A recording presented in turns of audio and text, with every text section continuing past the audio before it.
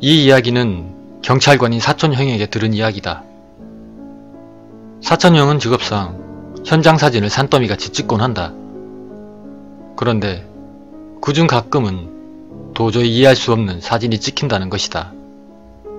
먼저 고속도로 사고 현장의 사진을 보자면 연속으로 찍은 사진들 중 죽은 사람이 자신의 사체를 보고 있는 사진이 찍혔다고 한다.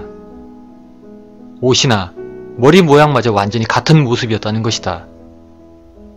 거기다 다른 사진에는 그 죽은 사람의 시체 주변에 10명이 넘는 사람들이 무표정하게 둘러싸고 있는 것이 찍혀 있었다고 한다. 그 다음에는 방화살인 현장의 사진 이야기다. 현장 사진 중 구경꾼들을 찍은 사진이 한 장 있었다고 한다. 그런데 어째서인지 한 명이 화재 현장과는 반대 방향을 보고 있었다고 한다. 나중에 사건이 정리된 후에야 알아차린 것이지만 그 사람은 그 당시 화재 현장에서 사망한 사람이었다고 한다. 어쩌면 그 시선이 향하는 곳에 범죄자가 있었던 것은 아닐까 싶었지만 수사에 그닥 도움은 되지 않았다고 한다. 그리고 세 번째로는 어떤 사람이 자살을 한 현장에서 찍은 사진이었다.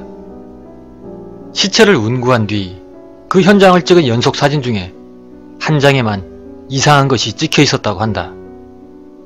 자살한 사람과는 전혀 다른 사람 한 명이 피투성이가 되어 쓰러져 있는 사진이었다. 구두도 신지 않은 모습이어서 이전에 그곳에서 자살한 사람이 찍힌 것이 아니냐는 이야기가 파다했다고 한다. 그 다음으로 들은 것은 사체가 유기되어 있던 현장의 이야기였다. 제2차 세계대전 당시 군대 연병장으로 쓰이던 황무지에서 일어난 사건이었다고 한다.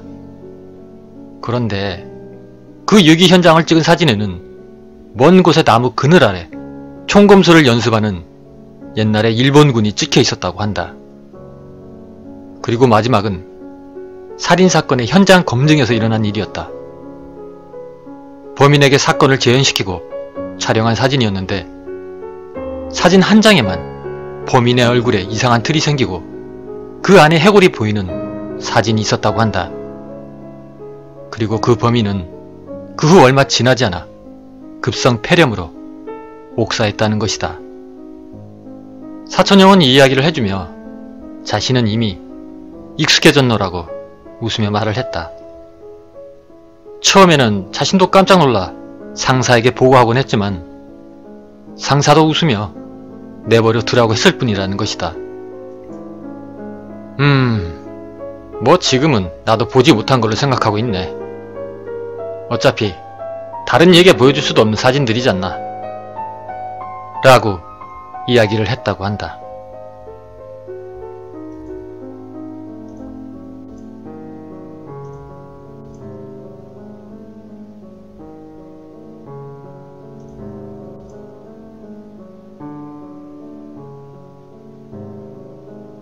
아버지는 외과 의사인데 어느 날 트럭 사고로 한쪽 발이 절단된 노인 환자가 급히 병원으로 실려왔다.